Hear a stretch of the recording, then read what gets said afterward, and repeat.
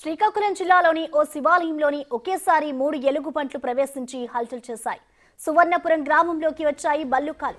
కార్తీక మాసం కావడంతో శివాలయంలో భక్తులు పూజలు చేస్తున్నారు. అదే సమయంలో అకస్మాత్తుగా ఎలుగుబంట్లు ప్రత్యక్షం కావడంతో భక్తులు భయభ్రాంతులకు గురయ్యారు.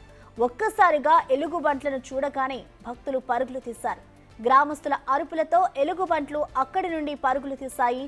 ఇలా ఎలుగుబంట్లు గ్రామాల్లోకి రాకుండా చర్యలు తీసుకోవాలని గ్రామస్తులు అటవీ శాఖ అధికారులను కోరారు.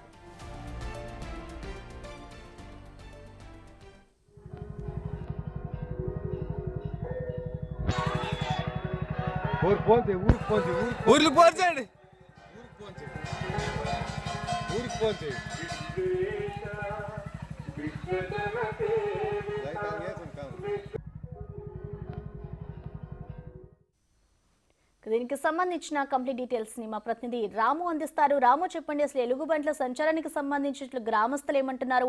అటవీ శాఖ అధికారులకి సమాచారం ఇచ్చారా రాము?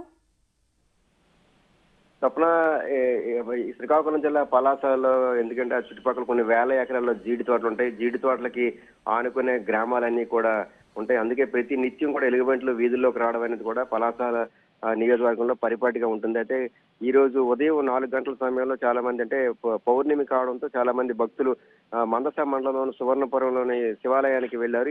ఇదే సమయంలో శివాలయంలోన భక్తులు పూజలు చేస్తున్న సమయంలో ఒకేసారి కూడా 3 ఎలుగుబంట్లు రావడంతో ఒక్కసారిగా భక్తులంతా కూడా ఆందోళనకు గురయ్యారు. వెంటనే కూడా అక్కడి నుంచి అరవడంతో వాళ్ళు కేకలు వేయడంతో అక్కడ ఉన్న 3 ఎలుగుబంట్లు కూడా అక్కడ నుంచి ఒకసారిగా కూడా మళ్ళీ అటవీ ప్రాంతాలకు జీడి తోటలకు వెళ్ళిపోయి ప్రతి ఏడాది కూడా నిత్యం ఇక్కడ జీడి తోటల దగ్గరగా ఉండడంతో గ్రామాలకు నిత్యం వస్తుంటాయి. సాధారణంగా ఇవి ఏంటంటే సమ్మర్ యాసవికాలంలో ఎక్కువగా కూడా గ్రామాల మధ్యలోకి రావడం పరిపాటి. ఎందుకంటే అటవీ ప్రాంతాల్లో చాలా దగ్గర నీరు ఉండకపోవడంతో నీరు కోసం కూడా ఎక్కువగా గ్రామాల మధ్యలో వస్తుంటాయి. కానీ ఇప్పుడు నీరు సమస్య ఎక్కడ కూడా నీరు బాగా ఉంది. కానీ కేవలం అంటే ఈ శివాలయాల్లో చాలా వరకు కూడా భక్తులంతా కూడా ప్రసాదాలు పెడుతుంటారు. ప్రసాదాలకి మళ్ళీ నేతితో కూడిన దీపాలు పెడుతుంటారు. వాటి వాసనకి మరోవైపు ప్రసాదాలు తినడానికి ఇవి అప్పుడప్పుడు కూడా దేవాలయాలు వస్తుంటాయని కూడా స్థానికంగా ఉన్న స్థానిక గ్రామస్తులు చెప్తున్నారు. అయితే ప్రతి ఏడాది అంటే ఒకేసారి 3 ఎలుగుబంట్లు రావడం వల్ల ఒకసారిగా గ్రామస్తులంతా ఉలిక్కి పడ్డారు. వెంటనే వాళ్ళు అటవీ శాఖ అధికారులకు కూడా వీళ్ళంతా కంప్లైంట్ ఇవ్వడం జరిగింది. ఈ ఎలుగుబంట్లు ఎప్పటికప్పుడు కూడా గ్రామాలకు మధ్యలో వస్తున్నాయి, ఇటు రాకుండా కూడా తగిన చర్యలు చేపట్టినట్టు కూడా వీళ్ళు అటవీ శాఖ అధికారులు కూడా ఎప్పటికప్పుడు కూడా చెప్తూ వస్తున్నారు. ఈ రోజు కూడా 3 ఎలుగుబంట్లు వచ్చిన వెంటనే అటవీ శాఖ అధికారులకి ఫోన్ చేశారు. ఖచ్చితంగా కూడా వాటికి సంబంధించి ఎప్పటికప్పుడు కూడా చర్యలు చేపడుతున్నాం, కానీ అటవీ ప్రాంతాలకు వెళ్ళిపోతున్నాయి, మేము తిరిగి మళ్ళీ పట్టుకోవాలంటే కష్టతరం అవుతుంది.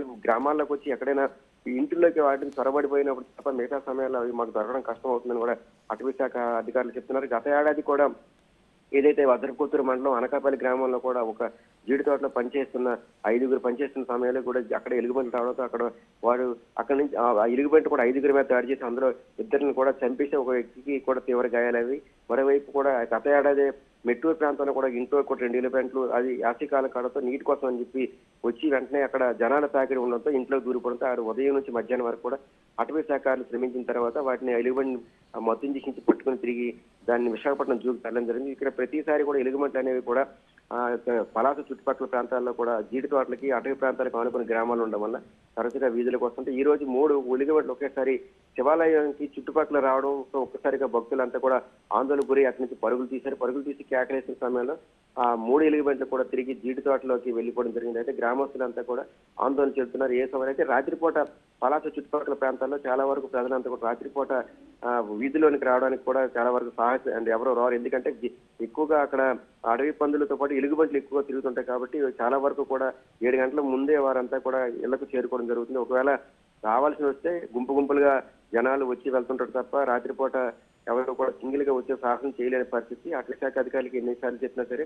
ఈ విధంగా అవి ఎక్కడైనా చొరబడి చిరుక్కుపోయిన సమయంలో వాటిని పట్టుకోవడం జరుగుతుంది తప్ప అవి జనాలు ఎప్పుడైతే కేకలు వేసిన సమయంలో అటవీ ప్రాంతాలకు వెళ్ళిన తర్వాత ఆయన పట్టుకోవడం కష్టమని కూడా అంటున్నారు. అక్కడ చర్యలు చేపడుతున్నా సరే ఇవి 1-2 ఎలుగుబంట్లు అయితే పర్లేదు, చుట్టుపక్కల ప్రాంతాల్లో వందలాదిగా ఎలుగుబంట్లు ఉండడం వల్ల దొరకని అటవీ ప్రాంతం వెళ్ళిపోయిన తర్వాత జాగ్రత్తగా ఉండాలని మేము ప్రజలకు చెప్పగలము తప్ప వెళ్ళిన ఎలుగుబంట్లు తిరిగి పట్టుకోవడం కష్టమని కూడా అటవీ శాఖ అధికారులు అయితే ఏమీ చేయలేని నిస్సహాయ పరిస్థితి Prasanna. Right Ramu, thank you.